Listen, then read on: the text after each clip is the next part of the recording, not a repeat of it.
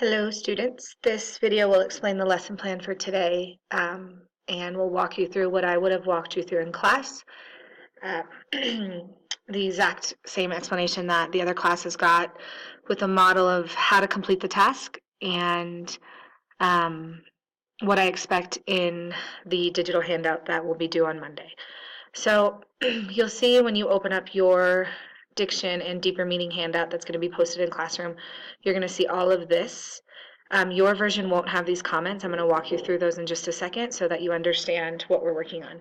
Yesterday we started our lesson plan with diction by simply addressing the relationship between diction and tone. That diction, certain words can communicate certain emotions, which is the tone.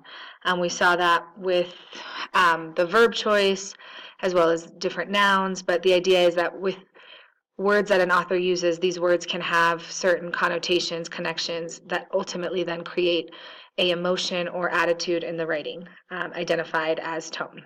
So the next step is to take that from tone and connection to deeper meaning, as you see here.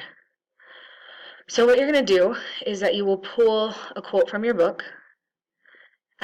You will highlight words that you think are examples of strong diction.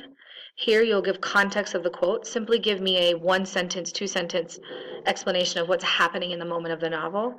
And then you'll get to this part, which is the heavy analysis. Here's where the critical thinking is. So I'm going to walk you folks through that with step one.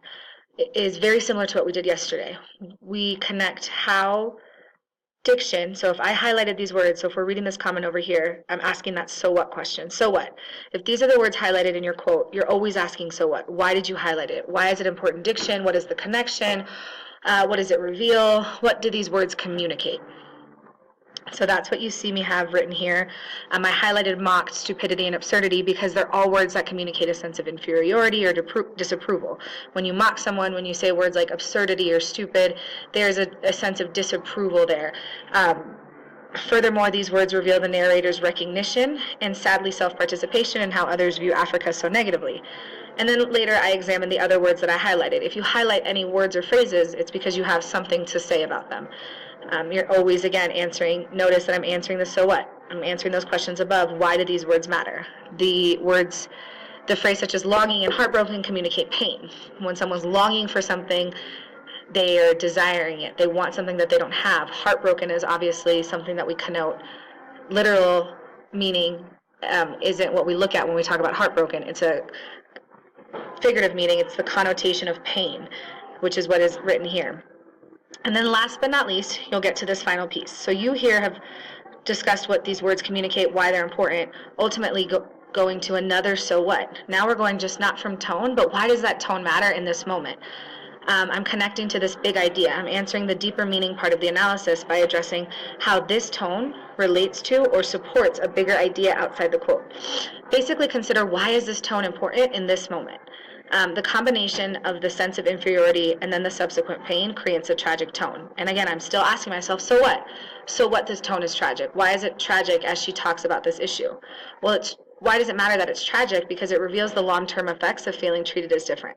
One may start to internalize those negative beliefs despite themselves. So we see here this tragedy that she recognizes through these words, mocked, absurdity, and stupidity, recognizes the sense of inferiority or disapproval, yet it's painful for her, which is something we see through words like longing and heartbroken.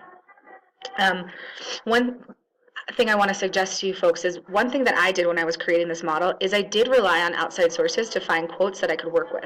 I don't expect you to just flip through your novel. If you want to rely on an outside source and look at powerful quotes from The Kite Runner or Google most important quotes from Handmaid's Tale, I support that, because you still have to do the heavy work of looking at a quote and saying, okay, does this serve my purpose? Yes, these are considered important quotes from the novel, but can I talk about this quote? Have I read this part of the book? Is there strong examples of diction? Not just is it a good quote, but can I pull this quote because there's great word choice here, there's powerful verbs, there's interesting nouns that I can talk about, not only in why those words are important, but I can also develop this final paragraph down here of these words create a specific tone, and that tone communicates a bigger idea. It reveals something about the character, or reveals something about the moment, taking us one step further from yesterday's lesson plan, which was just diction and tone, and now we're doing diction, tone, and deeper meaning. So you'll see that your worksheet, when you open yours, has this model already done for you. So yours is going to already have this filled in. You'll have a team practice box and an individual box. Team practice, folks, just means that you can partner with someone who's reading the same book as you and say, let's work through this together. Let's talk about this together. Let's pick a quote together. And so let's say that Sara Gomez and Esteban decide to work together because they're both reading I Know Why the Caged Bird Sings. They can have the exact same information in this team practice box because they worked on it together, they collaborated.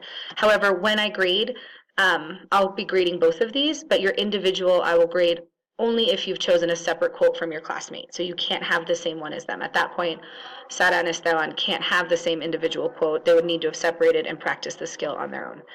I hope that makes sense. If you have any questions, I will be able to access my email address. Again, your model is here. Identify words that have significance, explain why those words are significant, connect it to tone and deeper meaning.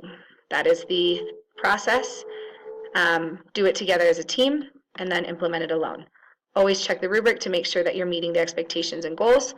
And this will be due on Monday morning. The due date is set for Monday, 8 a.m. So it's due so I can start going through them and grading them on Monday at the start of the day. So these are due at Monday, 8 a.m. You have this entire class period to do it. You should be able to get through the team practice very easily in the time provided and possibly even through a good portion of individual. And then you have the weekend to finish.